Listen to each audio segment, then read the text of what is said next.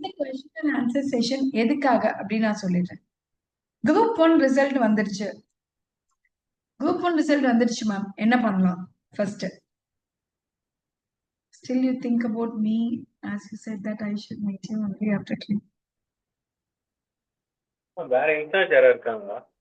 இல்ல ஒருத்தர் ஒரு வாரம் தெரியாது, இவர் ஒருத்தர் அட்மின் யாரையாவது பேசிட்டே இருக்காங்க போல இருக்கேன் கூடவே. ஓகே சி, எத்தனை ஸ்டூடெண்ட்ஸ் எங்கிட்ட படிச்சாலும் எல்லா ஸ்டூடெண்ட்மே எனக்கு ஞாபகம் இருப்பீங்க. அதை மட்டும் நீங்க ஞாபகம் வச்சுக்கோங்க. நீங்க எனக்கு சொல்லலைனாலும் ஒவ்வொரு ஸ்டூடெண்டோட நேமே எனக்கு ஞாபகம் இருக்கும். ஓகேங்களா? ஸோ அதுதான் கண்டிப்பா நீங்க என்ன மீட் பண்றதுக்கு சான்சஸ் உண்டு. இன்னைக்குதான் ரீசெண்டா அந்த YG's 200 அப்படின்ற போர்டுக்கான போட்டோஸ் எல்லாமே கலெக்ட் பண்ணிட்டு இருக்கோம். ஸோ தட் அப்பதான் உங்களுக்குமே ஒரு மோட்டிவேஷன் கிடைக்கும் இல்லையா? இந்த YG's 200 இந்த போட்டோ ஃப்ரேம்ல நம்ம போட்டோவும் சீக்கிரம் வரணும் அப்படின்ற ஒரு ஆஸ்பிரேஷன் வரணும் இல்லையா? அதுக்காகவே. Okay fine. சரி, இன்னைக்கு ஒரு ஃபர்ஸ்ட் 15 மினிட்ஸ் உங்களுக்கு சில விஷயத்த நான் வந்து தெளிவுபடுத்த விருப்பப்படுறேன். அதுக்கடுத்து உங்க வீட்டுல எல்லாம் சில கேள்விகள் விடாம கேட்டிருப்பாங்க. Yes or not? அந்த கேள்விக்கான பதில் உங்களுக்கு 7:15 PM என்னுடைய யூடியூப்ல இருக்கும். சரிங்களா? அத உங்க பேரண்ட்ஸுக்கு காமிங்க. சரிங்களா? இது உங்களுக்கு இல்லை. ஓகே, பட் அதுக்கு முன்னாடி என்னென்ன டவுட்ஸ் உங்களுக்கு குரூப் 1 பத்தி இருக்கோ இப்ப நீங்க என்கிட்ட கேட்கலாம். நேற்றே உங்களுக்கு நான் சொன்னேன், குரூப் 1 பத்தி ஏதாவது டவுட்ஸ் இருந்தா நாளைக்கு செஷன்ல என்கிட்ட கேட்கலாம்னு. இப்ப ஏதாவது டவுட்ஸ் இருந்தா கேளுங்க. 15 மினிட்ஸ்க்கு அப்புறம் நம்ம ரிவிஷன் கிளாஸ்க்கு போயிடலாம். ஏதாவது டவுட்ஸ் இருக்கா? S,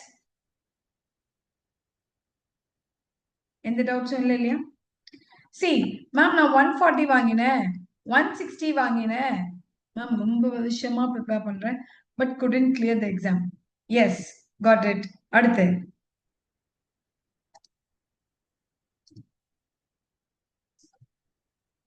I'll do one thing. உங்களை எல்லாரையும் நான் வந்து செல்ஃபா மியூட் பண்றதுக்கு அலோவ் பண்றேன். நீங்க அன்மியூட் பண்ணிட்டு பேசுங்க. நீங்க என்ன கேட்க விருப்பப்படுறீங்களோ அன்மியூட் பண்ணிட்டு பேசுங்க. Let us have an interactive session. Coming Sunday அன்னைக்கு உங்களுக்கு 6 PM உங்களுக்காக ஒரு செஷன் அரேஞ்ச் பண்ணிருக்கேன். இந்த செஷன் எப்படி ஃபெயிலியரை தாண்டி போக முடியும்ன்றதுக்கு உண்மையாவே ரியல் லைஃப்ல ஒரு எக்ஸாம்பிளுக்கான ஒரு ஸ்டூடெண்டோட செஷன். ஓகே, அண்ட் டியூஸ்டே அன்னைக்கு ஒரு 6 PM ஒரு செஷன் கொண்டு வந்திருக்கேன். இது step by step how to start writing for mains. ஜீவன் பாஸ் பண்ணவங்க தான் மெயின்ஸ் பத்தி திங்க் பண்ணணும்னு அவசியம் கிடையாது மை டியர் ஸ்டூடெண்ட்ஸ். அதை ஞாபகம் வச்சுக்கோங்க. ஓகே, ஸோ இது ரெண்டுமே ஃப்ரீ செஷன் தான். எல்லாமே அப்ளை பண்ண எல்லாமே வந்து நீங்க அட்டென்ட் பண்ணலாம். ஓகே, இந்த ரெண்டு செஷனுமே உங்களுக்காக கிளியர் பண்ண கேண்டிடேட்ஸ் கொண்டு வந்திருக்கக்கூடிய செஷன். Okay fine. ஸோ ரொம்ப வருஷமா ப்ரிப்பேர் பண்றேன், என்ன பண்றதுன்னு தெரியல. ஓகே, அடுத்து வேற ஏதாவது டவுட்ஸ் இருக்கா? ஃபர்ஸ்ட் திங், இந்த வருஷத்தினுடைய கட் ஆஃப் நான் சொல்லிடுறேன். நிறைய பேர் குழப்பிட்டே இருக்காங்க.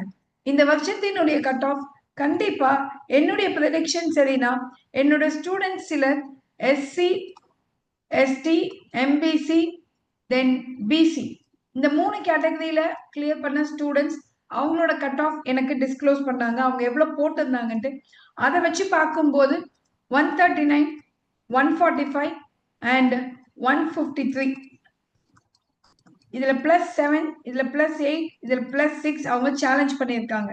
இந்த ஆஸ்பெக்ட்ல பார்க்கும்போது ma'am after group 2 guidance for கண்டிப்பா சி யுகாஸ் academy student even after the exam you will be with us. Okay, can yes yes yes yes Asna you can unmute. யாரெல்லாம் பேச ஆசைப்படுறீங்களோ தயவு செஞ்சு அன்மியூட் பண்ணிட்டு பேசுங்க. இது உங்களுக்கான session. Okay,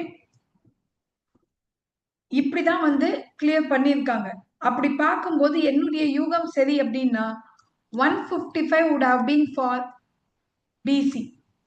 okay, 160 would have been for general. இதுல என்னன்னா தமிழ் மீடியம் ஸ்டூடெண்ட்ஸுக்கு மெஜாரிட்டி போயிருக்கும் இந்த 1800ல. இதுதான் வந்து இந்த வாட்டி நடந்திருக்க வாய்ப்பு உண்டு. இதுக்கப்புறமா குரூப் 1 டார்கெட் பண்ணும்போது நம்ம 130 டார்கெட் பண்ண கூடாதுன்றது நமக்கு படிப்பனை. ஏன்னா PSTM உள்ள வந்திருக்கக்கூடிய காரணத்தினால. முன்னாடி எல்லாம் PSTM தனியா கிடையாது இல்லையா? தமிழ் மீடியம்க்கு இப்போ அவங்களுக்கும் எலிஜிபிலிட்டி தனி கேட்டகரி கொடுத்ததுனால நம்ம டார்கெட் வைக்கும் போதே 150 வைக்கணும் இதுக்கப்புறம். இதை மட்டும் மனசுல ஞாபகம் வச்சுக்கோங்க. இந்தியன் எக்ஸ்பிரஸ் போட்ட ப்ரெடிக்ஷனே 130 தாங்க. ஆனா அதையும் தாண்டி அவங்க 160 கிட்ட வச்சிருக்காங்க அப்படின்னும் போது நம்ம வந்து பரவாயில்ல, நமக்கு ஒரு படிப்பனை அவ்வளவுதான். மற்றபடி பாஸ்ட் இஸ் பாஸ்ட். முடிஞ்சதை பத்தி தயவு செஞ்சு யாரும் திங்க் பண்ணி டைமை வேஸ்ட் பண்ணாதீங்க. அடுத்து குரூப் 2 ப்ரிப்பேர் பண்ண ஸ்டார்ட் பண்ணிடணும். புரிஞ்சுதா? எஸ் அஸ்னா, இப்போ நீங்க பேசுங்க. Ma'am okay ma'am. நல்லா இருக்கீங்க மேம்? எப்படி இருக்கீங்க? எப்படி இருக்கீங்க மேம்? நல்லா இருக்கீங்களான்னு கேட்டேன். நல்லா இருக்கேன் அஸ்னா, நல்லா இருக்கேன். தேங்க்யூம்மா. இல்லை மேம், ஆக்சுவலாக எல்லாமே எனக்கு டிலே ஆகிட்டே இருக்கேன் மேம். நான் ஆக்சுவலாக வந்து நான் எந்த எக்ஸாம் இல்லை, நான் எஸ்எஸ்சி எக்ஸாம் பண்ணேன். அண்ட் தென் வந்து சுப்ரீம் கோர்ட் எக்ஸாம் நான் அட்டன் பண்ணேன். சுப்ரீம் கோர்ட் ஜேசி எக்ஸாம் அட்டன் பண்ணேன். ஆக்சுவலாக அது வந்து இந்த தடவை வந்து நெகட்டிவ் மார்க்கிங் இல்லை, அது ஃபீஸே வந்து 1000 rupees. எனக்கு கொஞ்சம் ஃபினான்ஷியல் கிரைசிஸில் இருக்குது. பட் அப்படி இருந்துமே நான் அதை அட்டன் பண்ணி பே பண்ணி. ஆனால் இந்த தடவை மட்டும் ஆக்சுவலாக வந்து அவங்க வந்து அந்த கோட்டை படி ஃபாலோ பண்ணலை. நான் வந்து 80% நான் எடுத்திருந்தேன். 125 questions ma'am, computer science and English, reasoning, apti. So இதில் வந்து 125 கொஷின்ஸில் நான் 100 கொஷின்ஸ் கரெக்டாக ஆன்சர் பண்ணியிருந்தேன் மேம். 99 கொஷின்ஸ். எல்லாரும் என்ன சொன்னாங்க, நார்த் ஸ்டூடெண்ட்ஸ்லாம் நீங்கள் 70 மேலே எடுத்தாலே உங்களுக்கு ஆக்சுவலாக 70% மேலே எடுத்தாலே கிளியர் ஆகும், அடுத்தடுத்து மூவ் பண்ணுங்கன்றாங்க. பட் வந்து எனக்கு 100 மேலே எடுத்தவங்களை மட்டும் தான் சூஸ் பண்ணியிருக்காங்க. ஸோ இந்த மாதிரி தான் மார்ஜினல் லெவலே இப்போ எனக்கு மிஸ் ஆகுது. இப்போ G2மே நான் 150+ கண்டிப்பாக போட்டிருப்பேன், நான் செக் பண்ணேன் நான். பட் வந்து இதுவும் நேற்று ரிசல்ட் பார்த்து டிசப்பாயின்மெண்ட்டாக இருக்குது. சரி என்ன செய்ய முடியும்க்காக தான் விட்டுட்டேன் நான். அடுத்து ஓகே G2நாச்சும் ஒழுங்காக பண்ணலான்னு சொல்லி. ஸோ இதுதான் மெயின் இஷ்யூவாக இருக்குது. அதுதான் மேம் எனக்கு மேஜின் லெவல் தான் எப்பயுமே மிஸ் ஆகுது. ஸோ அதை எப்படி நம்மளுக்கு சமாளிக்கணும், அடுத்து என்ன ப்ரிப்பேர் பண்ணணும் எனக்கு தெரிய மாட்டேங்குது. Okay, fine fine fine, got it, no problem. So உங்களோட இஷ்யூ என்னன்னு நான் புரிஞ்சுக்கிட்டேன். சம்டைம்ஸ் வந்து நீங்க என்ன சொல்ல வரீங்கன்னா, மேம் எனக்கு டைம் சரியில்லையா என்னன்னு தெரியல, நான் எல்லாத்துக்கும் கிட்டக்கு போயிட்டு ரிட்டர்ன் வந்துடுறேன் அப்படின்றது நீங்க சொல்றீங்க. ஆமா ரைட்? எல்லா எக்ஸாமுமே கிட்டக்கு போயிட்டு ஏன் எனக்கு மட்டும் கிளியர் ஆகலன்னு தெரியல. சிலருக்கு வந்து எனக்கு தெரிஞ்சு பல ஆட்களுக்கு வந்து இது நடந்திருக்கு. 7th attempt கூட யூபிஎஸ்சி கிளியர் பண்ண ஸ்டூடெண்ட்ஸ் இருக்காங்க. ஆனா இவங்க வந்து 7th attempt தான் ப்ரிலிமினரி கிளியர் பண்ணாங்களான்னு கேட்டா கிடையாது. ஃபர்ஸ்ட் அட்டெம்ப்ட்லயே ப்ரிலிம்ஸ் பாஸ் பண்ணியிருப்பாங்க, 2வது அட்டெம்ப்ட்ல மெயின்ஸ் பாஸ் பண்ணியிருப்பாங்க. ஆனா சர்வீஸ் வாங்கினது 7வது அட்டெம்ப்ட்ல. அப்ப யோசிப்பாங்க இவங்களோட மன தைரியம் எப்படி இருக்கணும்ட்டு. அப்ப அத்தனை அட்டெம்ப்ட் எல்லாமே வந்து ஃபெயிலியர் பார்த்துக்கிறாங்க மேம். நான் வந்து single parent child and then வந்து எனக்கு கொஞ்சம் மேரேஜ் ப்ரெஷர் இருக்குது ஃபர்ஸ்ட் திங், அதான் மெயின் காசஸ். ஸோ ஏன்னா மேரேஜ்ன்னு வந்து போனாலுமே எல்லாருமே வந்து இந்த மாதிரி சிவில் எக்ஸாம்ஸ்க்கு வந்து ப்ரிஃபர் பண்ண மாட்டாங்க. அதை எல்லாமே ஒர்க் பண்ணக்கூடாது அப்படிதான் சொல்றாங்க. ஸோ அதுதான் மெயின் காஸ். ரெண்டுமே ஓகே, நம்மளும் வந்து ஏதாவது ஒன்று கிளிக் ஆயிடும் நம்மளுக்கு, ஓகே நம்ம வந்து இது பண்ணலாம்னு சொல்லிட்டு அதான் மேம் எனக்கு பெரிய பேர்டன் எனக்கு இப்ப சொல்ல போனா. ஸோ அப்ப அப்படியுமே நான் வந்து கோப்ப பண்ணி படைச்சுக்கிட்டே தான் இருக்கேன் நான். ஓகே நம்ம இதை விட்டு வேற வழி இல்லைன்னு சொல்லி. ஸோ அதுதான் எனக்காக இந்த 1 month விட்டுருங்க சரிங்களா? இந்த 1 month அதாவது 28th வரைக்கும் எனக்காக விட்டுட்டு நம்ம G2 மட்டும் ஃபோக்கஸ் பண்ணுவோமே. ஓகே, நமக்கு வந்து Monday Wednesday Friday free sessions போடுறோம் இல்லையா, அது எல்லாத்தையும் மிஸ் பண்ணாம அட்டென்ட் பண்ணுங்க. மிஸ் பண்ணாம அட்டென்ட் பண்ணி நம்ம சொன்ன மாதிரியே உட்காந்து படிங்க. அப்கமிங் G2 மட்டும் ஒரு ட்ரை கொடுங்க. அதுக்கப்புறம் என்ன பண்றதை நம்ம பார்க்கலாம். அதுக்கப்புறம் என்கிட்ட பேசுங்க. சரியா? Okay ma'am. Okay ma'am. Okay fine. Any other doubts, other students? Ma'am, I can see a trend in interview of what passed the G2. No. UPSC படிச்சவங்க தான் TNPSC கிளியர் பண்ணாங்கன்னு சொல்றதெல்லாம் சும்மா. No. Pavi, that is really not a wise thing. நீங்க வந்து கதிர் செல்வியை வச்சு சொல்றீங்கன்னு நினைக்கிறேன். கதிர் செல்வி டிஎன்பிஎஸ்சிக்குனே தனியா எஃபர்ட் போட்டவங்க. டிஎன்பிஎஸ்சிக்கு தேவையான கண்டென்ட் தனி, யூபிஎஸ்சிக்கான கண்டென்ட் தனி. இது ரெண்டுமே எந்த இடத்துலயுமே கிளாஷ் ஆகாது. அதனால ஞாபகம் வச்சுக்கோங்க. யூபிஎஸ்சி படிக்கிறவங்க டிஎன்பிஎஸ்சி டைரக்டா படிக்காமலே போய் எக்ஸாம் கொடுத்தா பாஸ் ஆயிடுவாங்களான்னு கேட்டா பாஸ் ஆகவே முடியாது. 101% எழுதி தரேன். ஏன்னா இதுக்கு தமிழ்நாடு சம்பந்தப்பட்ட நாலேஜ் இல்லாம உள்ளேயே போக முடியாது. அப்ப இதுக்கு தனியா படிக்கணும் தான். என்னன்னா யூபிஎஸ்சி படிக்கிற ஸ்டூடெண்ட்ஸுக்கு ஒரு கன்சிஸ்டன்சி இருக்கும். அவங்க பல அடி வாங்கி இருப்பாங்க. ஒரு 8 மணி நேரம் உட்கார்ந்து படிக்கிற பழக்கம் அவங்களுக்கு இன்பில்ட்டா வரும். இந்த பழக்கம் டிஎன்பிஎஸ்சிக்கு ரொம்ப ஹெல்ப்ஃபுல்லா இருக்கும். நிறைய எழுதி பார்க்கக்கூடிய பிராக்டிஸ் யூபிஎஸ்சிக்கு இருக்கும். அதை டிஎன்பிஎஸ்சிக்கு சப்போர்ட் பண்ணும். இதுதான் யூபிஎஸ்சி படிச்ச ஸ்டூடெண்ட் டிஎன்பிஎஸ்சி பாஸ் பண்ண சப்போர்ட்டிவா இருக்கிறத அவங்க அப்படி சொல்றாங்களே தவிர, மத்தபடி யூபிஎஸ்சி படிச்சவங்க தான் டிஎன்பிஎஸ்சி படிச்சு பாஸ் பண்ணுவாங்கன்றது கரெக்டான ஃபேக்ட் கிடையாது. ஓகேங்களா? ஏன்னா ரெண்டு இடத்துலயுமே லெவல் ஆஃப் கொஸ்டின்ஸ் ஒண்ணுதான். இப்ப டிஎன்பிஎஸ்சி சொல்லி கொடுக்கும் போதே சொல்லி கொடுக்கிற கண்டென்ட் எல்லாமே நம்ம ஒரே மாதிரி தான் இப்ப சொல்லி கொடுக்கோம். ஒண்ணும் இல்ல, போன வாட்டி உங்களுக்கு ரிவிஷன் கிளாஸ்ல என்ன நான் சொல்லி கொடுத்தேன்? Cases, amendments. அது யூபிஎஸ்சி கண்டென்ட். ஏன் டிஎன்பிஎஸ்சிக்கு சொல்லி கொடுக்கும்? ஏன்னா டிஎன்பிஎஸ்சிலும் கேட்க வாய்ப்பு இருக்குட்டு. புரியுதுங்களா? அதனால நீங்க வந்து அப்படி கன்ஃபியூஸ் ஆயிடாதீங்க. Any other doubts? See, இன்னைக்கு உங்களுக்கான டைம் மை டியர் ஸ்டூடெண்ட்ஸ். உங்களுக்காக நம்ம ரேபிட் ரிவிஷன் செஷன்ல கொஸ்டின் அண்ட் ஏரியானே கொஸ்டின் அண்ட் ஆன்சர்னே கொடுத்துருக்கேன். எஸ் சண்முக பிரியா, பேசுங்க. மேம் இப்போ நம்ம டார்கெட் G1ல வந்து பார்த்தோம்னா லாஸ்ட் 1 மந்த் தான் மேம் ப்ரிப்பேர் பண்ணோம். ஸோ அதோட ஸ்ட்ரெஸ் அண்ட் தென் டைம் ரொம்ப கம்மியா இருந்த மாதிரி ஒரு ஃபீல் ஆச்சு. ஆஸ் ஹவுஸ் ஒய்ஃபா எங்களுக்கு ரிவிஷன் பேபிஸை பார்க்கறதுக்கு. நீங்க நெக்ஸ்ட் G1க்கு வந்து பாத்தீங்கன்னா அந்த 1 மந்த் அந்த மாதிரி இது இல்லாம ஒரு இப்பத்துல இருந்து ஆஃப்டர் G2ல இருந்து நீங்க கொஞ்சம் கொண்டு போனீங்கன்னா it will be helpful for the revision. Last 3 months அந்த 1 மந்த் நாங்க ரிவிஷனுக்கு யூட்டிலைஸ் பண்ற மாதிரி நீங்க ஒரு பேட்சோ இல்ல சம்திங் ஏதாவது நீங்க கொண்டு போங்க மேம். இப்போ வரக்கூடிய G2 தான் நீங்க சொல்லிட்டு இருக்கீங்க. G2 okay ma'am. Next year after G1 year after upcoming exams. இல்ல, போன வாட்டி G1 வந்து நம்ம ஏன் டார்கெட் G1 ஸ்டார்ட் பண்ணோம்னா, நான் அப்பதான் வந்து ஜாப் குவிட் பண்ணிட்டு ஸ்டார்ட் பண்ணேன். Just saying. Yeah sure. But அந்த டார்கெட் G1 பேட்ச் ஸ்டூடெண்டே நீங்க எல்லாம் எவ்வளவு போட்டீங்கன்னு உங்களுக்கே தெரியும். இன் 1 மந்த் நாங்க ரொம்பவே நல்லா போட்டோம் மேம், நல்லா பண்ணோம். அது மாதிரி நாங்க வந்து ஒரு நம்ம அந்த பேட்ச் மாதிரி நம்ம கன்சிஸ்டன்ஸா ஒரு 2 to 3 months நம்ம அதை ப்ரிப்பேர் பண்ணோம். இப்போ we are starting PCM பேட்ச்மா, அதனாலயே so that நீங்க ஸ்ட்ரெஸ்ஸே ஆகாம 1 year ப்ரிப்பேர் பண்றோம். both prelims and mainsக்கு உட்கார்ந்து ரைட்டிங் பிராக்டிஸ் எல்லாமே ரெடி ஆயிடும். 12 months பேட்ச் இது. ஏன்னா ஸ்ட்ரெஸ் ஆக கூடாதுன்றதுக்காக தான். சரிங்களா? நிறைய பிராக்டிஸ். இப்போ ஒண்ணும் இல்ல, G2கே நம்ம என்ன பண்ணோம்? 3 monthsல எவ்வளவு டெஸ்ட் நீங்க எழுதிருக்கீங்க ஞாபகம் இருக்குங்களா? புக்ல சாப்டர் வைஸ் டெஸ்ட் பிரிச்சு அப்போ யோசிப்பாங்க 12 மாசத்துக்கு உங்களை எவ்வளவு நாங்க ட்ரெயின் பண்ணுவோம்ட்டு. அதனால கண்டிப்பா அடுத்த பேட்ச் வந்து இன்னும் அப்கிரேடட் வெர்ஷனா தான் இருக்கும் நம்ம அகாடமில. அதனால கண்டிப்பா we will do the best. Thank you. Thank you. Yes பா, வேற ஏதாவது குரூப் 1 பத்தி வேற எந்த டவுட்டும் இல்லையா? தெளிவாயிட்டீங்க. Fine. Let past be past. சரியா? இப்போ நம்ம டார்கெட் என்ன? இருந்தாலும் எங்க 200+ பேட்சை மிஸ் பண்றோம். மறுபடியும் 200+ YGs 200 அப்படின்ற ஒரு பேட்சை யாரெல்லாம் YGs 200 குள்ள வரணும்னு ஆசைப்படுறீங்க? இந்த போட்டோ ஃப்ரேம் குள்ள வரணும்னு ஆசைப்படுற ஸ்டூடெண்ட்ஸ் மட்டும் சொல்லுங்க பார்க்கலாம்.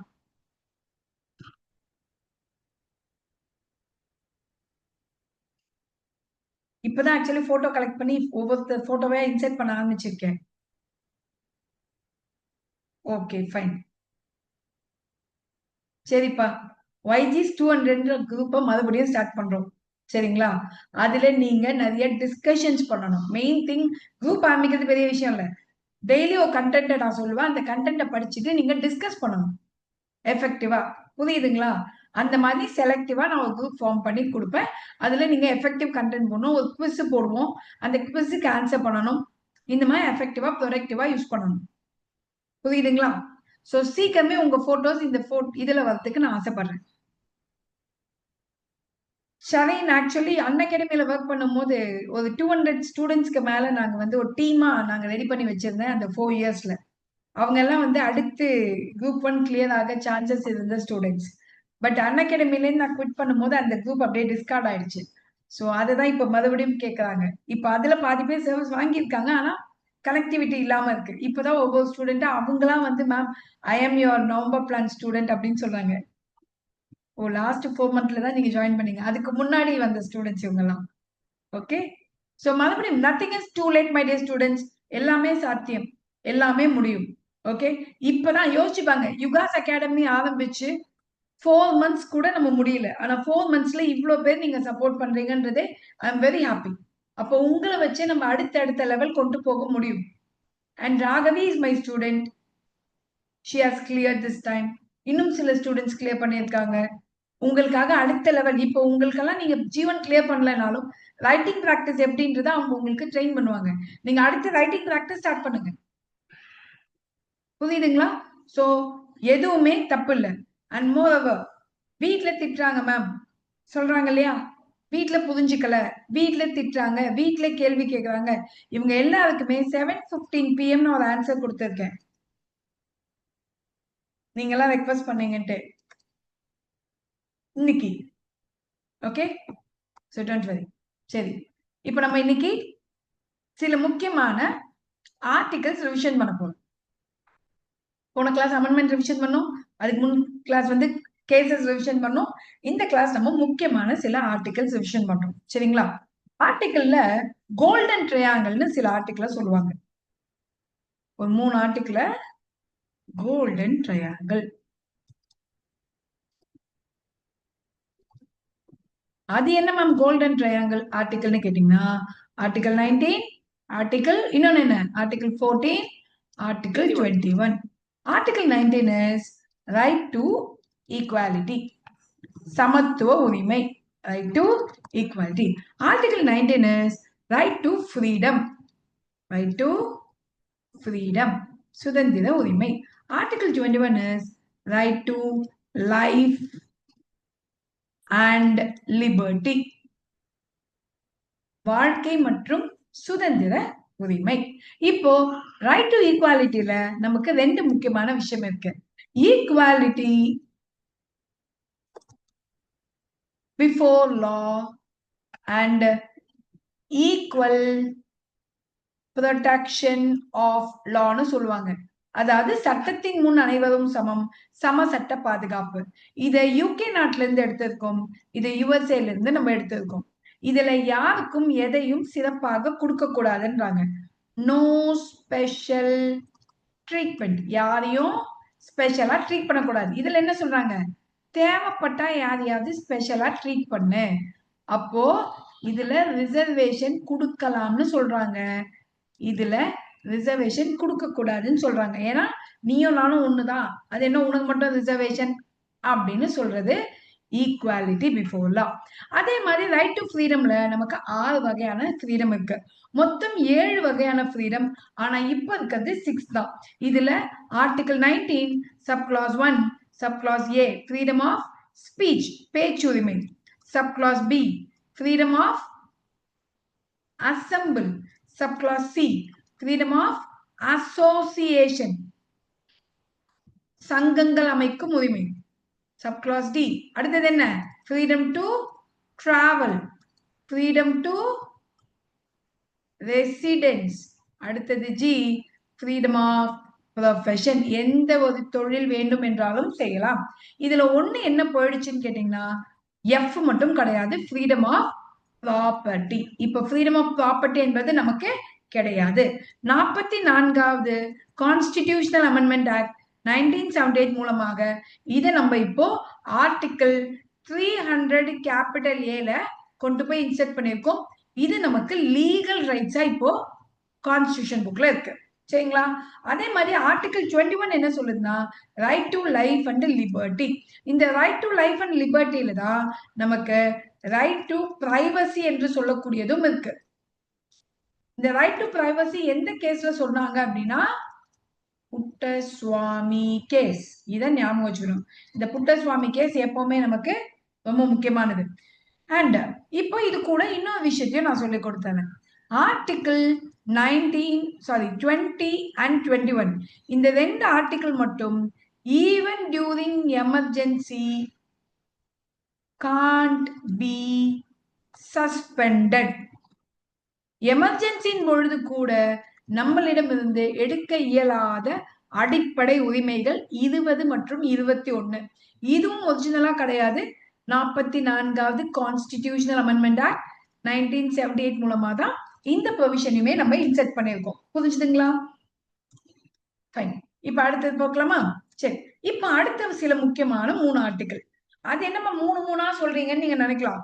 ஆனா அந்த 3த்துக்குமே ஒரு கனெக்டிவிட்டி இருக்கும், அதை ஞாபகம் வச்சுக்கோங்க. சரி, அடுத்த 3 முக்கியமான ஆர்டிகிள் என்னன்னு பாத்தீங்கன்னா,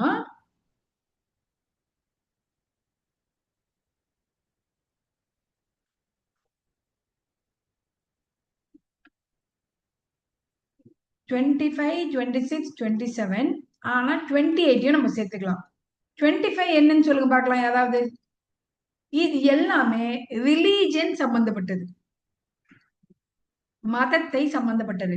நமக்கு எந்த ரிலீஜன் வேணாலும் ஃபாலோ பண்ண கம்ப்ளீட் ஃப்ரீடம் இருக்கு. Okay, freedom of religion, freedom to practise and profess any religion. எந்த மதத்தை வேண்டும் என்றாலும் நாம் பின்பற்றலாம். ஃப்ரீடம்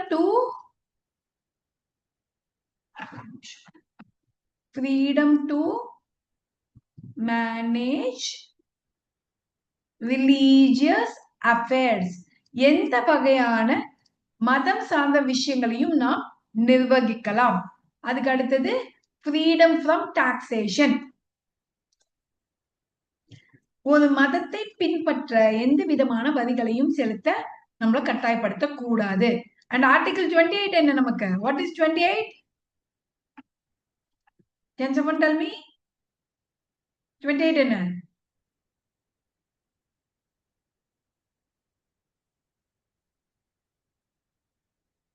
என்ன எல்லாம் ரிலீஜியஸ் அஃபேர்ஸ்னு பொதுப்படையா சொல்றீங்க, ஆனா 28 என்னன்னு ஸ்பெசிபிக்கா சொல்ல மாட்டேன்றீங்களே. What is 28? Freedom to maintain religious institutions, educational institutions. Okay, so religious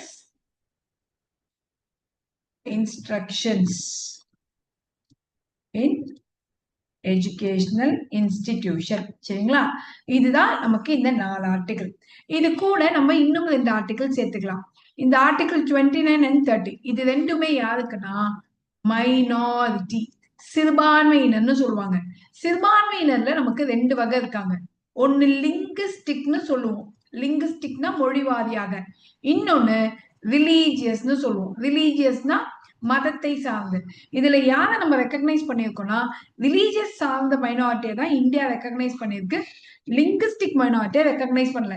இப்ப கூட கொஞ்ச நாளைக்கு முன்னாடி தமிழ் பேசக்கூடிய சீக்கியர்கள் இருக்காங்க இல்லையா, இவங்க தங்களை லிங்குஸ்டிக் மைனாரிட்டி ஸ்டேட்டஸ் கேட்டு டிமாண்ட் பண்ணாங்க. இது ரீசன்ட் கரண்ட் அஃபேர். ஆனா நம்ம தான் லிங்குஸ்டிக் மைனாரிட்டியை கொடுக்க மாட்டோமே. சரி, இப்ப எத்தனை ரிலீஜியஸ் மைனாரிட்டி இருக்கு மேம்னு கேட்டீங்கன்னா 6 ரிலீஜியஸ் மைனாரிட்டி இருக்கு. இதுல லாஸ்டா வாங்கினது ஜெயின்ஸ் 2014ல. இவங்களுக்கு தான் லாஸ்டா ரிலீஜியஸ் மைனாரிட்டி ஸ்டேட்டஸ் கொடுத்தோம். சரிங்களா? ஃபைன். இப்ப அடுத்தது, சரி, அடுத்த 3 முக்கியமான ஆர்டிகிள்ஸ் பார்க்கலாமா? சரி, அடுத்த 4 முக்கியமான ஆர்டிகிள் பார்க்கலாம். நம்ம இந்த 4 ஆர்டிகிளுமே ஒரு கனெக்ஷன் இருக்கும். இந்த கனெக்ஷன் எதனால அப்படின்னா காந்திஜியால, காந்திஜி ரிலேட்டட் கனெக்ஷன். சரி, காந்திஜியோட கனெக்ட் ஆகக்கூடிய ஒரு 4 விஷயம் சொல்லுங்க பார்க்கலாம்.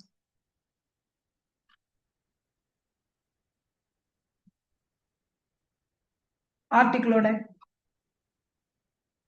Can we say one thing? First அவர் சம்பந்தப்பட்ட ஒரு 4 விஷயத்தை எழுதிடலாம், அதுக்கு அடுத்த ஆர்டிகிள் எழுதலாமா? கரெக்ட். பஞ்சாயத். ஃபர்ஸ்ட் அவருக்கு பஞ்சாயத்து பண்றது ரொம்ப பிடிக்கும். அடுத்தது எஸ்சி எஸ்டி வீக்கர் செக்ஷன்ஸை பார்த்துக்கிறது பிடிக்கும். அப்புறம் காட்டேஜ் இண்டஸ்ட்ரியை வளர்க்கறது ரொம்ப ரொம்ப பிடிக்கும். Okay, industry. அடுத்தது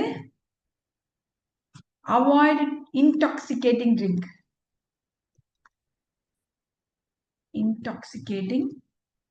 ட்ரிங்க், அண்ட் ட்ரக். இது கூட இன்னும் ஒண்ணு இருக்கும்ல, அவாய்ட் ஸ்லாட்டர் ஆஃப் கவ், ஆடு மாடுகளை வதம் செய்யக்கூடாது. இதானே? சரி, இப்ப நமக்கு என்ன பெரிய பிரச்சனைனா இந்த 5 ஆர்டிகிளையும் ஞாபகம் வச்சுக்கணும் இல்லையா? Yes or not? நல்லா ஞாபகம் வச்சுக்கோங்க. 40 வயசுல பஞ்சாயத்துக்கு போய் நிக்கிறோம். சரியா? அடுத்தது காந்திஜி சம்பந்தப்பட்ட ஆர்டிகிள்னா மோஸ்ட்லி 3 ஜம்ப் ஆகும். 40, 43, அடுத்தது 46, அடுத்தது 47, 48 இப்படி. அப்ப அடுத்த ஆர்டிகல் என்னவா இருக்க முடியும் சொல்லுங்க. What is article 43? இண்டஸ்ட்ரியா, வீக்கர் செக்ஷனா, இல்ல ஸ்லாட்டரிங் ஆஃப் கவ்வா, இன்டாக்சிகேட்டிங் ட்ரிங்க் அண்ட் ட்ரக்கா? Which one? அடுத்த மாசம் எக்ஸாம், இன்னும் ஆர்டிகல் மெமரைஸ் ஆகல போல இருக்கே. ஆன்சரியே காணும். ஒருத்தர் இண்டஸ்ட்ரின்றீங்க, ஒருத்தர் வீக்கர் செக்ஷன்றீங்க. எது கரெக்ட் ஆன்சர்? வனிதா, நீங்க ஏன் போர்ட்ல எழுதிட்டு இருக்கீங்க வனிதா? ஸ்லாட்டரிங் ஆஃப் கவ் மட்டும் எனக்கு தெரியும் மேம், 48. அதான் மேம் லாஸ்ட். வெரி குட், அது கரெக்ட். ம், ஓகே. வேஜ் வந்து காந்தியன் பிரின்சிபல் இல்லையே. வீக்கர் செக்ஷன் 42வா? இல்லையே, 42 கிடையாதுங்களே வீக்கர் செக்ஷன். உமா, 41ஆ? 41 கிடையாது. 41 என்ன? Right to work, intoxicating drink and drug 47ஆ? சரி, அப்போ காட்டேஜ் இண்டஸ்ட்ரி என்ன?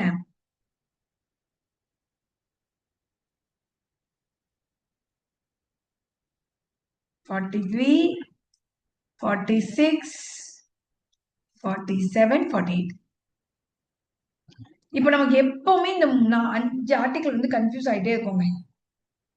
இதுக்கு எப்படி நம்ம 43B எது வனிதா? 43B தான் வந்து நமக்கு கோஆபரேட்டிவ் சொசைட்டி. கோஆபரேட்டிவ் சொசைட்டி இது 97th CAA 2011 மூலமா இன்செர்ட் பண்ணது. சரிங்களா? சரி, இப்ப நம்ம இதை எப்படி நம்ம ஞாபகம் வச்சுக்கலாம்? ஃபர்ஸ்ட் பஞ்சாயத்து பண்றது என்னன்னு எனக்கு வேலை இல்லை. பஞ்சாயத்து பண்ணி 3 வருஷம் கழிச்சு ஒரு சின்ன கடை வைக்கலாம், காட்டேஜ் இண்டஸ்ட்ரி. சரியா? காட்டேஜ் இண்டஸ்ட்ரி வச்சு 3 வருஷம் கழிச்சு நம்ம வீக் ஆயிட்டோம், 46 வயசு ஆயிடுச்சு.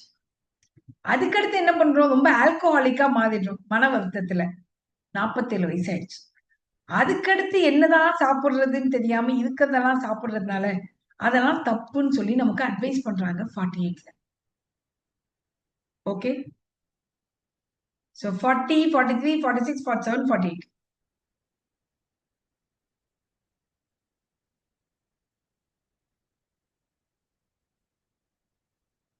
த்ரீ இயர்ஸ் கேப் எல்லாமே. சரியா? சோ இது மட்டும் ஞாபகம் வச்சுக்கோங்க.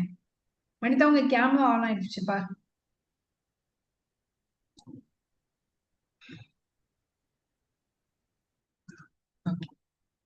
சோ இதுதான். ஓகே, இந்த வாட்டி சொல்லிடுவா. You want me to repeat the articles once again? டக்கு டக்குன்னு இந்த 5 ஆர்டிகல் ஞாபகம் வந்துடணும் நமக்கு. 43, சாரி 40, 43, 43B சேர்த்துருவோம். 46, 47, 48. ஃபர்ஸ்ட் பஞ்சாயத்து வைக்கிறாங்க, அடுத்து ஒரு காட்டேஜ் இண்டஸ்ட்ரி அமைச்சு கொடுக்குறாங்க, அதுலயே ஒரு சொசைட்டி வேற இருக்கு, இண்டஸ்ட்ரிக்கு ஒரு சொசைட்டி. அதுக்கடுத்து என்ன சொல்றாங்க? நம்ம வீக் ஆயிட்டோம், so weaker section SC ST. அதுக்கு அடுத்தது இன்டாக்சிகேட்டிங் ட்ரிங்க்கு, அடுத்தது slaughter of cow. Okay, clear? டக்கு டக்கு டக்குன்னு மைண்ட்ல ஓடணும் இந்த ஆர்டிகல்ஸ். சரி, ஓகே. இப்போ நம்ம அடுத்து இன்னும் 3 முக்கியமான ஆர்டிகல் பார்க்க போறோம். இந்த 3 ஆர்டிகிளுமே நமக்கு முக்கியம்தான்.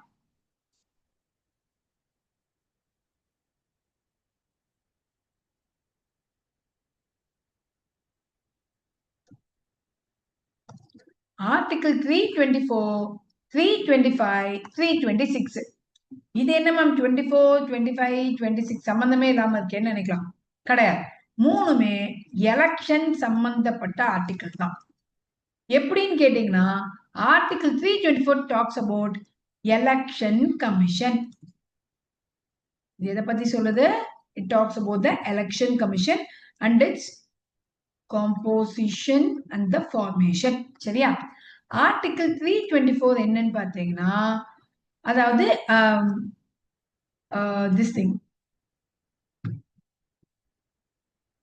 this is universal adult suffrage.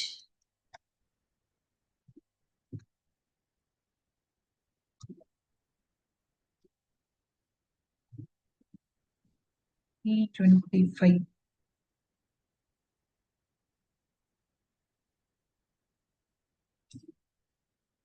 நம்ம கான்ஸ்டிடியூஷன் புக்ல ஒரே ஒரு கிளாரிபிகேஷன் பார்த்துப்போம். ரிலிஜன், ரேஸ், காஸ்ட், செக்ஸ் அடிப்படையில டிஸ்கிரிமினேட் பண்ணக்கூடாதுன்றதுதான் 325. இருந்தாலும் ஒரு வாட்டி கன்ஃபார்ம் பண்ணிக்கலாம். Yes, no discrimination based on religion, race, caste, sex to be included in the electoral roll. நீங்க இந்த caste இந்த ரிலிஜன் சொல்லி உங்களை எலெக்ஷன் லிஸ்ட்ல சேர்க்க மாட்டேன்னு உங்களை டிஸ்கிரிமினேட் செய்யக்கூடாது. இதுதான் ஆர்டிகிள் நம்பர் 325.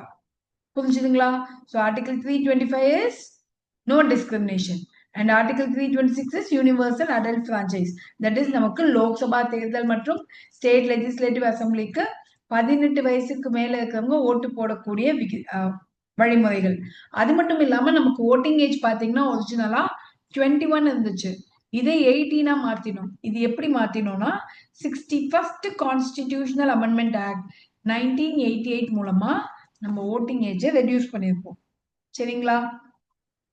இதையும் ஞாபகம் வச்சுக்கோங்க, இது ரொம்ப முக்கியம். இது நடைமுறைப்படுத்தப்பட்டதுதான் 1989. ஓகே, சரி. இப்ப நம்ம அடுத்த ஒரு முக்கியமான 3 ஆர்டிகிள் பார்க்கலாமா? அடுத்த முக்கியமான 3 ஆர்டிகிள் என்னன்னு பாத்தீங்கன்னா 74, 75 and 76. இன்ஃபேக்ட் இப்ப நீங்க ஒரு விஷயம் கவனிச்சு பாத்தீங்கன்னா நம்ம கடன்னு ரிவிஷன் பண்ணிட்டு போறோம். ஆனா ஒவ்வொரு 3 ஆர்டிகிளையும் எவ்வளவு விஷயங்கள் நீங்க லேர்ன் பண்றீங்கன்னு தெரியுதா?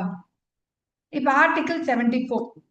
ஆர்டிகிள் 74 என்ன சொல்லுதுன்னா, there shall be a prime minister and council of ministers to aid and advise the president.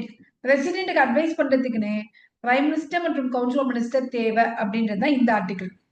இதுல 42nd அமெண்ட்மெண்ட் போட்டிருப்பாங்க. என்னன்னா, president bounded by the advice. President கட்டாயம் அட்வைஸ் கேட்டாக வேண்டும்.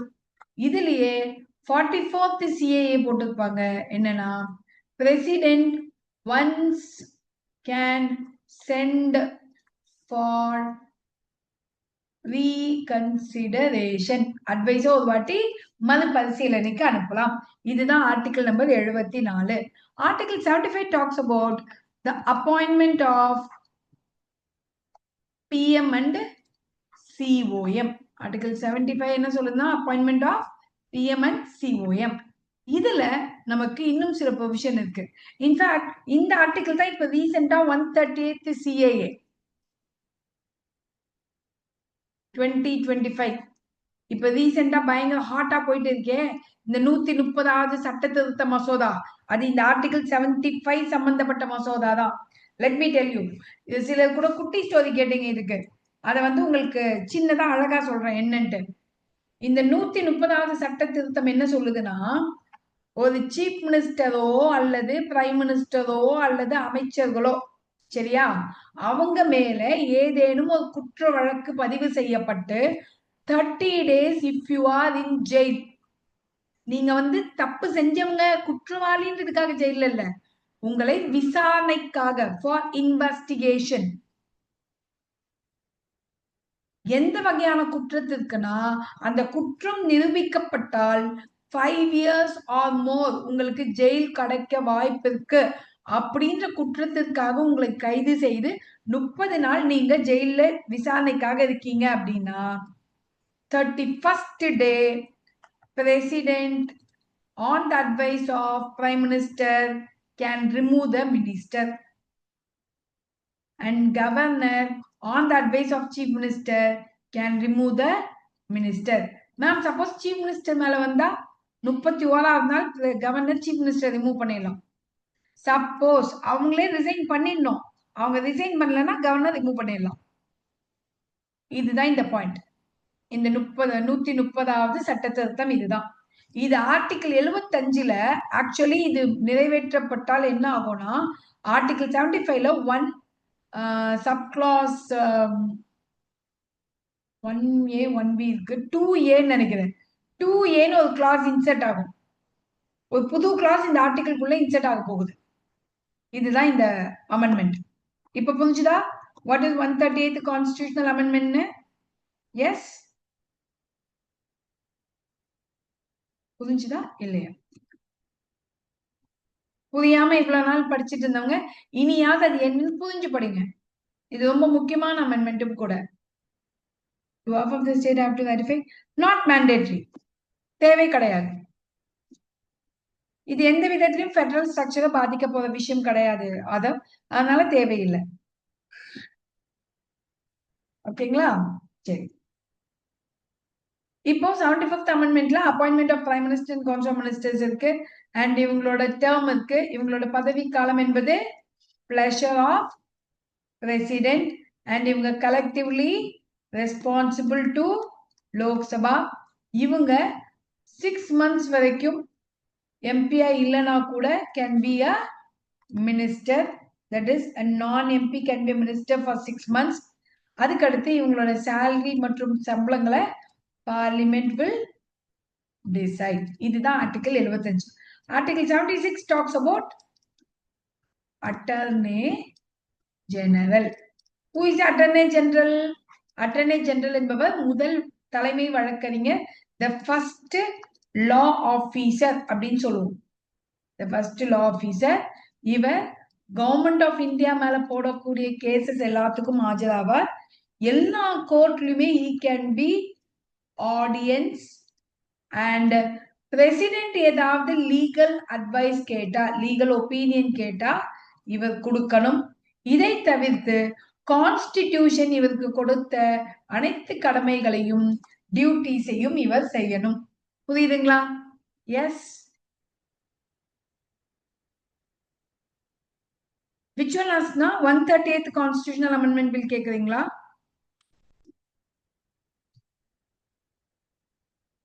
see 138th amendment bill கவனிக்காதவங்க இன்னும் வாட்டி சொல்றேன் PM COM CM COM இவங்க 30 days ஜெயில்ல என்கொயரிக்கு இருந்தாங்க அப்படின்னா தொடர்ந்து ஓகே ஏதேனும் ஒரு குற்றத்திற்காக ஃபார் கிரைம் அந்த crime if proved will have a punishment of 5 years or more 5 வருஷத்துக்கு மேற்பட்ட தண்டனை கிடைக்கும் அந்த மாதிரியான குற்றங்கள் அப்படின்னு இருந்தால் சரியா இந்த மாதிரி கிரைமா இருந்தா okay in this case 31st day prime minister advice பண்ணி president can remove the minister அதே மாதிரி சீஃப் மினிஸ்டர் அட்வைஸ் பண்ணி governor can remove the minister if it is on the prime minister president can remove the prime minister directly and if it is on the chief minister governor can remove the chief minister directly suppose chief minister advice பண்ணலனா கூட governor automatically அந்த minister 31வது நாள் remove பண்ணிடலாம் suppose அவங்க குற்றமற்றவர்கள் அப்படின்னு prove ஆச்சுனா if proved as not guilt அவங்க குற்றமற்றவர்கள் அப்படின்னு prove ஆச்சுனா can be reappointed மறுபடியும் அமைச்சர் பதவிக்கு போயிடலாம் அதுல எந்த பிரச்சனையும் இல்லை அதுதான் இந்த 138 மேம் லோக்சபா அசைன்மெண்ட் டிசால்வ் ஆகுமா ஆகாது சுதர்ஷன் என்னுடைய அமைச்சர் பதவி தான் போக போகுது அமைச்சர் பதவி போகுமே தவிர எம்பி பதவி அப்படியே தான் இருக்கும் ஏன்னா நான் குற்றவாளி கிடையாது என் மீது குற்றம் சாட்டப்பட்டிருக்கக்கூடிய காரணத்தினால நான் என்னுடைய அமைச்சர் பதவியை ராஜினாமா பண்ணியிருக்கேன் என் மேல குற்றம் இல்லைன்னு ப்ரூவ் ஆனதுக்கப்புறம் மறுபடியும் வந்து அமைச்சர் பதவியை எடுத்துப்பேன் ஏன்னா யோசிச்சு பாருங்க இது எதுக்காக இந்த கேஸ் வந்துச்சுன்னா அரவிந்த் கெஜ்ரிவாலும் சரி செந்தில் பாலாஜியும் சரி ஜெயில இருந்துகிட்டே வேலை பார்த்தாங்க ஒரு IAS அதிகாரி டெய்லி ஜெயிலுக்கு போய் கையெழுத்து வாங்கிட்டு வர முடியுமா அதுதான் அவங்களுக்கு வேலையான்னு சொல்லி ஜெயில இருந்து வேலை பார்க்கக்கூடிய அதிகாரம்ன்றது தவறானது நீ வந்து அப்படி குற்றம் இல்லாதவன் அப்படின்னு ப்ரூவ் ஆயிட்டு வெளியே வந்து திரும்ப பதவி எடுத்துக்கோ. ஏன் ஜெயிலுக்குள்ள இருந்து நீ எதுக்கு வேலை செய்யணும் அப்படின்றது அவங்க பாயிண்ட். கரெக்ட் தானே? அதனால அவங்க எம்பி பதவியோ எம்எல்ஏ பதவியோ போகாது. அதனால அரசாங்கம் டிசால்வ் ஆகாது, சாரி அசம்பிளி டிசால்வ் ஆகாது, புது தேர்தல்லாம் நடக்காது. எம்எல்ஏஸ் பாட்டுக்கு அப்படியே இருப்பாங்க. இப்ப ஃபார் எக்ஸாம்பிள் இதே டைம் பீரியட்ல ஜெயலலிதா அவங்க இருந்திருந்தாங்கன்னு வச்சுப்போமே, ஜெயலலிதா மேல இப்படி கொண்டு வந்தாங்களா? இப்ப ஜெயலலிதா ஜெயில இருந்து இருப்பாங்களா? அப்ப அவங்களுக்கு பதிலாக அவங்க ரிசைன் பண்ணோன்னு ஓபிஎஸ்சியோ இபிஎஸ்சியோ சீஃப் மினிஸ்டர் உட்கார வச்சிருப்பாங்க. அப்ப எலெக்ஷன் நடக்குமா? நடக்காது. ஏன்னா எம்எல்ஏஸ் அவங்களே தான் இருப்பாங்க. இந்த சீஃப் மினிஸ்டர் பதிலாக இன்னொரு கேரக்டர் சீஃப் மினிஸ்டர் ஆவாங்க. அவ்வளவுதான் வித்தியாசம். Good move by ruling. Good move. இது வந்து இதுல நிறைய டிராபேக்ஸும் இருக்காஸ்னா. will COM dissolve if PM and CM? yes yes council of minister dissolve ஆகும். COM will dissolve if PM and CM will resign. ஆனா அங்கே இன்னொரு ப்ரொவிஷன் இருக்கு. இமீடியட்டா ஆல்டர்னேட்டிவ் பிஎம் கொண்டு வரும்போது இமீடியட்டா கவர்மெண்ட் ஃபார்ம் ஆயிடும். அந்த டிஃபிகல்ட்டியை ஃபேஸ் பண்ணிடக்கூடாதுன்றதுக்காக. சரிங்களா?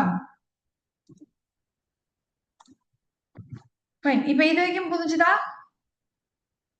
74, 75, 76. அப்ப இங்க 74, 75, 76னா நம்மளோட ஸ்டேட்ல அதே 3 ஆர்டிகிள் என்ன? 163, 164, 165. இங்க CM and COM to aid and advise the governor.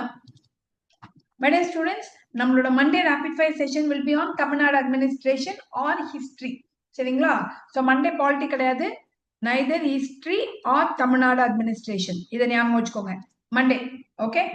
And 164 என்னன்னு பாத்தீங்கன்னா நம்மளோட appointment of CM and COM by the governor.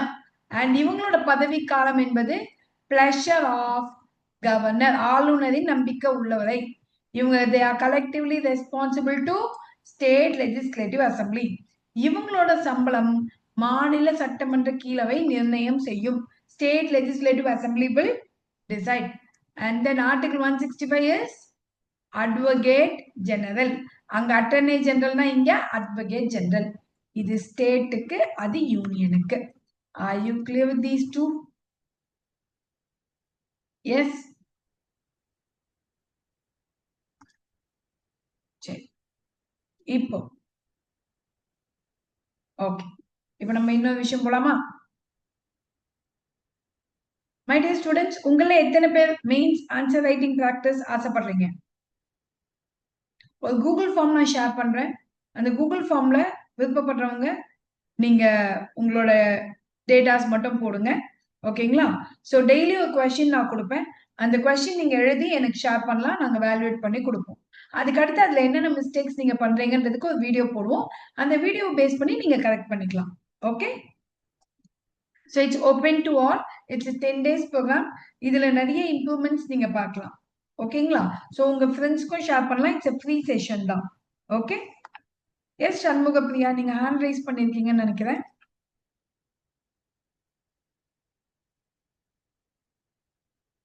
S,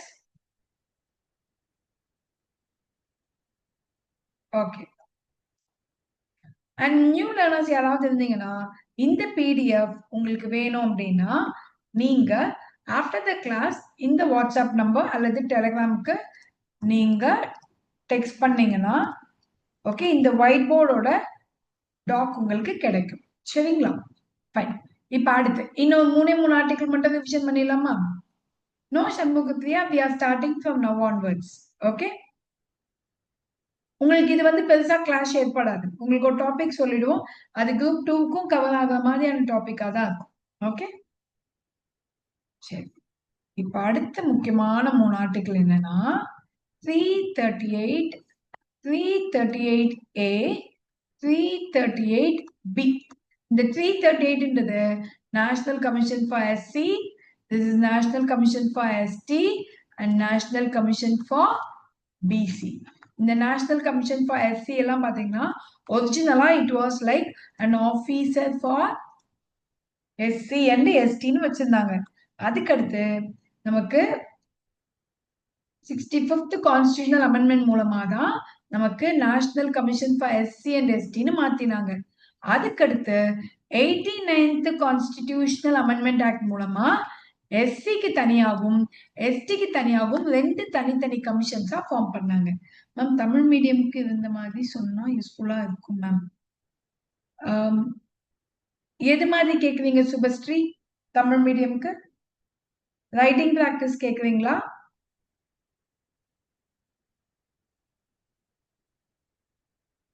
yes S, அந்த கொஸ்டின் நீங்க தமிழ் மீடியம் ஸ்டூடெண்ட்ஸும் எழுதி அனுப்பலாம். உங்களுக்கு ஆன்சர் ஸ்கிரிப்ட் நாங்க தமிழ் மீடியம் ஸ்டூடெண்ட்ஸ்க்கும் தனியா அதே மாதிரி தமிழ்ல கொடுப்போம். ஒரு மாடல் ஆன்சர் கொடுப்போம். இப்போ for example right to information பத்தி இன்னைக்கு ஒரு கேள்வி நான் கொடுக்குறேன்னு வச்சுக்கோங்களேன். அதுக்கு நீங்க எழுதி அனுப்புறீங்க அப்படின்னா அதுக்கு மாடல் ஆன்சர் தமிழ்லயும் கொடுப்போம் நாங்க. Okay,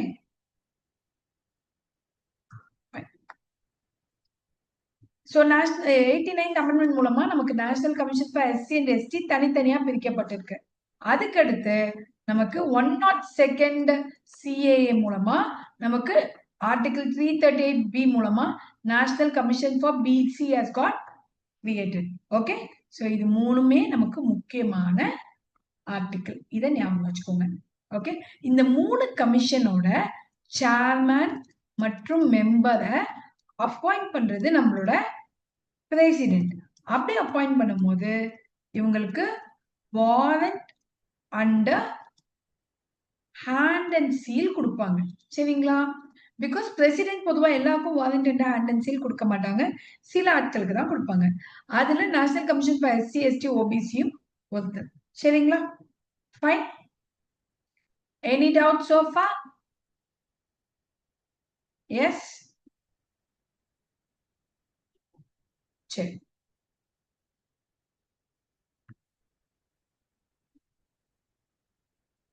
warrant and hand and seal என்னவா? அஜய், பொதுவா பிரசிடென்டோட அப்பாயிண்டிங் வந்து பாத்தீங்கன்னா சில நேரங்கள் அது டெலிகேட் பண்ண முடியும் சில டாஸ்க பிரசிடென்ட். ஆனா இந்த warrant and hand and seal கொடுக்கக்கூடிய இந்த டாஸ்க வேற யாருக்காவது டெலிகேட் பண்ணவே முடியாது. அதுதான் அந்த வேர்ட். ஓகே, சோ இது வந்து ரொம்ப ஸ்பெஷல் அண்ட் யூனிக்கான power of a president where he cannot delegate this task. இது எந்த புக்லயுமே இருக்காது இன்ஃபேக்ட் சொல்லணும்னா. Okay, now are you clear? Minority மட்டும் ரிப்பீட் பண்ணுங்க. Minority article 29 and 30.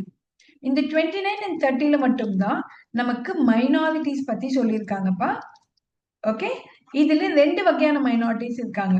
ஒருத்தர் லிங்குஸ்டிக்ஸ்னு சொல்லுவோம். லிங்குஸ்டிக்னா மொழி, லாங்குவேஜ். ஓகே, இன்னொன்னு ரிலீஜியஸ். ஓகே, ரிலீஜியஸ்னா மதம்.